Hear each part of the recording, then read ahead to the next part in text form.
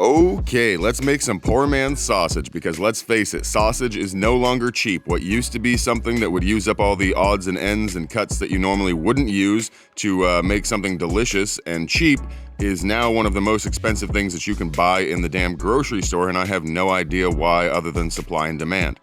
So, we're going to add these pork cublets into the food processor, I can never say that word right. And then we're adding some salt, some pepper, granulated garlic, chili flakes, fennel seed in there, and a little bit of basil.